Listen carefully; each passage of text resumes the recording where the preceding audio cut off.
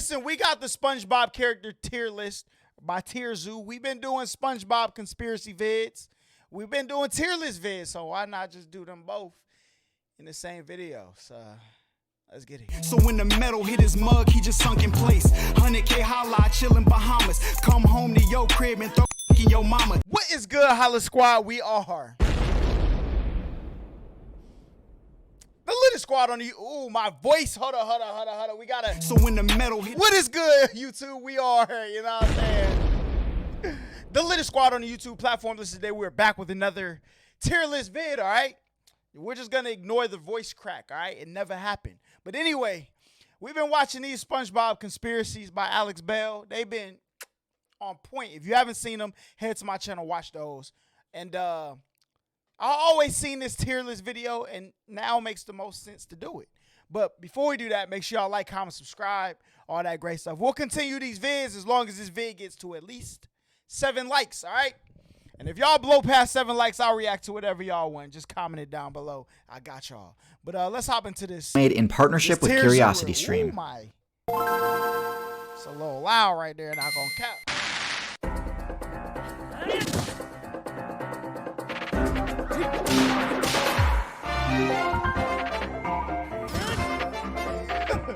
My man is Zelda. I've been trying to figure out how to do an ocean tier list or fish tier list for a while now. But the problem is there's just too many potential builds to include in a single video. Nah, you good, so you what good? better way to do it than to artificially restrict the scope of the video to the most well-known fictional server of all, Bikini Bottom. While not a real place, the characters are I mean, wouldn't The Simpsons, because The Simpsons was like, hey, look, SpongeBob greater than Simpsons. That's all I'm saying. But I feel like we need like a Simpsons one too. based on real animals that have their own special abilities and signature moves, some of which even affect the plot of individual SpongeBob episodes. So which residents of Bikini Bottom and their real-life counterparts Let's see who are the F best tier. in Who the could it current be? Coral Reef meta? As always, we'll start from the bottom and move up from there. So in F tier, we have the underwater squirrel build. Now don't get me wrong, I don't think squirrels are bottom tier in the arboreal meta. They have one of the highest mobility bonuses in the game in forests, and their teeth deal bonus damage to structures, making them excellent at bending. Oh, so we're using their actual animal. I thought he meant like, because I was about to be like, Sandy like the smartest one. She would seem S tier to me, but I get it. wooden environments to their will, both in forests and suburbs. However, in the reef meta, squirrels are absolutely bottom tier, and this is evidenced by Sandy's many obvious difficulties overcoming pretty basic properties of an underwater playthrough. Facts. Sandy's powerful regenerating teeth, while normally a major asset, would actually be a huge liability in an underwater playthrough. Not only are they unable to deal any damage when stuck behind a glass helmet, Facts. but regenerating teeth eventually start to deal damage to the player when they go unused for a long time. So Sandy being forced to wear a suit for most of Oh yeah, get her out of here. She F tier for sure. But can she like nibble on stuff inside her habitat she built? You know what I'm saying? Maybe. her playthrough is hugely detrimental. The rest of Sandy's stats are solid, but they're contingent more on her suit than anything else. For example, she's got really high defense due to her armor, but a single hit strong enough to crack her armor would easily mean game over for her, Facts. meaning she essentially has an HP of 1. Her other best stat is that she's got high intelligence, but there are far better intelligence builds to play in the reef meta, so her tier placement remains low.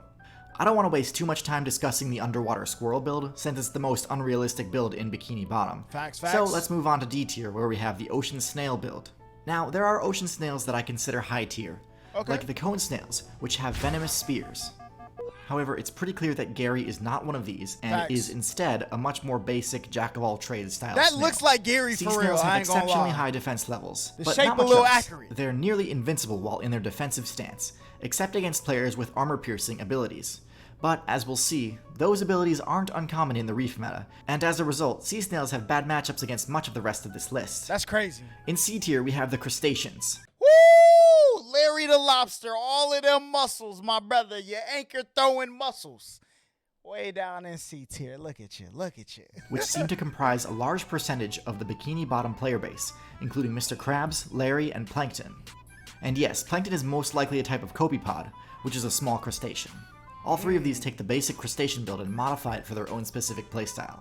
Mr. Krabs sticks pretty close to the basic crustacean build, maintaining high defensive stats with relatively low mobility. Okay. The Krab's armor is great at blocking most attacks, although again, armor-piercing abilities are fairly prevalent in the Reef meta, so it's certainly not a foolproof strategy. The Krab's claws, while not as powerful as the lobsters, are still great at crushing and grabbing other players. Something even Mr. Yo, that Krabs cat uses was to playing his with the advantage wrong at times. one. The lobster is a more offensive take on the crustacean build, having claws that can deal devastating damage in a single pinch or swing. In the show, we see Larry depicted as the Bro, listen, I'm taking Larry the lobster to the seafood spot next time. I'll be out here trying to break stuff open. I'm gonna take a pet crab or a pet lobster, break them joints open. strongest Bikini Bottom resident, and I have to agree, in raw power and for his Y'all just gotta see. crustacean build, having claws that can deal Watch devastating my mans. damage in a single pinch or swing. Crack that In joint the right show, we open. see Larry depicted as the strongest Bikini Bottom resident, and I have to agree, in raw power and for his size, he's number one. The Copepod, the creature that Plankton is based on, obviously lacks any form of defense and has extremely low HP, That's tough. being easily defeated by stray blows that weren't even directed at him.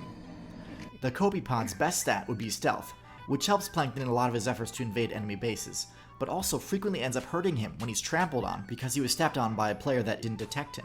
One special ability I don't see mentioned in the show is the Copepod's team strategy with the bacterium Vibrio cholera, which causes cholera, a damage over time effect that has scored countless wins against entire settlements of human players. While all three of these rank about the same on my tier list, I think it's safe to say that the lobster would win most frequently in a duel with the other crustaceans. Okay. But how about Crab versus Plankton? Yeah, we can Countless react to times, that. Mr. Krabs is depicted defeating Plankton in battle, but only once is this battle a legal one rather than a physical one. And while I generally agree with the show's depiction of the physical battles, I can't really comment on how a battle would play out if it took place in a courtroom. Who is the man in the suit? Tirzu needs me. Objection! Oh, this is fire. Well, the thing The about crossover, the Krabs versus okay? Plankton case is how close it gets to real life law.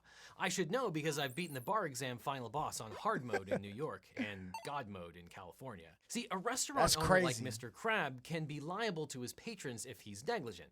Negligence requires four things: a duty between the parties, a breach of that duty, causation between the breach and the harm, and damage. damages.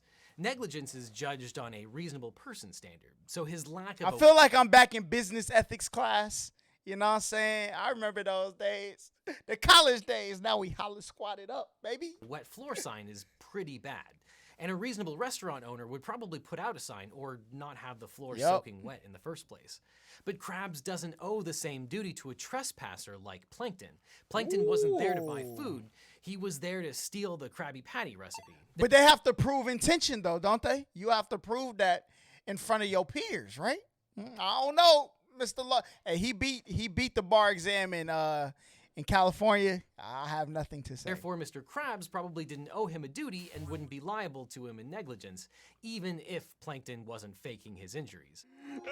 I'm sorry, Graham. I mean, go can into y'all far more prove that, detail on my though? own channel, where I explain how all of your favorite characters are probably breaking the law. Otherwise, you can probably find me playing the MMORPG World of Lawsuits in the professional Anthropocene That's server crazy. as Legal Eagle rules. Thanks, Legal Eagle. At the bottom of B tier, we have the Starfish build. The Starfish build is one of those builds which spends very little evolution points leveling its stats, instead pouring all of them into extremely unique abilities. Their first ability is their Suction Cups, an ability they share with the Cephalopod faction. This gives them an extremely strong grip, granting them almost total immunity to knockback moves, and making their own grab attacks borderline impossible to mash out of. That second effect combos nicely into their second ability, their Extendable Stomach. This unique acid-based grapple attack deals devastating damage to anything it succeeds in catching. It bypasses armor and can defeat enemies far larger than the Starfish given enough time. However, it's got a lot of startup lag, so the Starfish needs to make sure it's got a secure grip on the target. This ability makes the Starfish one of the best anti-tank builds in the game, since they can pry open the armor of builds like the Clam and Scout. Bro, listen, I thought starfish were worthless. All right, I used to see them things like, bro, how these things survive in the water? Never thought, you know what I'm saying, twice about it. I learned so much on Tier Zoo, bro. So much. And then inflict toxic damage, basically melting them from the inside with acid. The Starfish's final and perhaps most impressive ability is their HP regeneration, which is Facts. stronger than any other health regen perk in the entire game, being able to completely regenerate their HP from attacks that would spell game over for most other builds. As impressive as the Starfish's abilities are, its stats leave a lot to be desired, having an intelligence level near 0 and a mobility level on par with that of a snail. But in Hey, they made the cartoon on point though. You know what I'm saying? Patrick is not smart. the right player's hands, the Starfish build can go much further than you might expect. Next on the tier list is I didn't the even know they Sponge move build, around like the that. easiest creature to play in the entire game. Okay, so I'm not gonna lie, I'm not a fan of the Sponge build since it's a build catered towards the playstyle Squidward got to be at the top, right? Cause squids, they got the Kraken. That's a squid, right? All right, so yeah, Squidward got to be top build. of literally AFKing. Sponges gain XP by filter feeding and thus don't require any decision making or active attention at all to do well. Sponges have a mobility, attack, stealth, and intelligence stat of 0. They don't move, hunt, think, or hide from their enemies. They just sit there and accumulate free XP from the debris in the water. Since they have 0 ability to react to attacks from enemy players, you'd think they would be easy pickings for everyone, and not fare well at all in the current meta. Normally this would be the case, however sponges are worth negative XP to most other builds, because they've incorporated tiny shards of glass into their bodies that damage players trying to feed on them. Some sponges also have an AoE toxic debuff active, Bruh, no lowering way. the incentive to attack them even further. Some builds, like the Sea Turtle, have resistance to these sorts of countermeasures, and can derive some benefit from attacking sea sponges, but even then, their efforts are better spent on more high-value targets, like jellyfish, snails, and seaweed. So in summary, sponges are upper mid-tier because they simply aren't worth the effort to fight, and their ease of That's gameplay crazy. means they pretty much always succeed in the reef meta. Not exactly a build I'm excited to sing the praises of, but I wouldn't be doing my job if Who could be A tier though? All right, who is left? Mrs. Puff, the pufferfish, Pearl. Ooh, Pearl got to be S tier. Squidward, hold that A tier, my brother. We got to go with the. You know what I'm saying? Dang, I almost forgot. That's tough. I didn't fairly assess them. In A tier, we've got the Octopus build. Come on. The Octopus is a Hold up. He is a. Why is he called Squidward if he's an octopus? hybrid between a stealth-based build and an intelligence-based one, having exceptionally high levels in both stats. They've got the shapeshift and color change ability that lets them get the camouflage stealth bonus in just about any environment, and their intelligence crazy. lets them solve problems using tools and learn new skills by observation. Disappointingly, in the show, Squidward isn't really shown to use the color change ability much. Another thing not Facts. shown in the show is that every octopus is at least somewhat venomous. Venom is a powerful tool for taking down prey, and since even a single bite can deal the venom effect for massive damage, Dang. Venom is also quite effective for pressuring attackers to steer clear. Their suction cups give Keep them a me out the powerful water. grip, and to be perfectly honest, the octopus is essentially a superior version of the starfish. In addition to having suction cups, multiple arms, regenerative abilities, and venom, the octopus build also gets access to tons of high-level abilities like tool use, shapeshift, and inkjet. The starfish does have one advantage over cephalopods, in that its lifespan is significantly longer. The top tier resident of Bikini Bottom is... The pufferfish build is a variant on the basic fish class that spends all of its points unlocking not one, but two separate high-level defensive abilities and one offensive ability, those being the Spike Ball and Neurotoxin on defense, and Armor-Piercing Beak on offense. The Spike Ball ability deals damage to the attacker whenever they connect a physical strike on you, and switching to the ball stance also makes bite and grab attacks less accurate against you. This ability is great for countering most of the common threats in the reef meta, and its only drawback is that it reduces the pufferfish's speed while it's active. The pufferfish build doesn't Yo, I'm learning, bro. I'm learning. But with the Squidward thing, the octopus, all I gotta say is, you know what I'm saying? If you believe in evolution, all right, we once were, you know, where we was, all right? And I think octopus, if you go deep down into the water, you will find octopus people walking around, all right? It gotta be. They gotta be like the humans of the sea.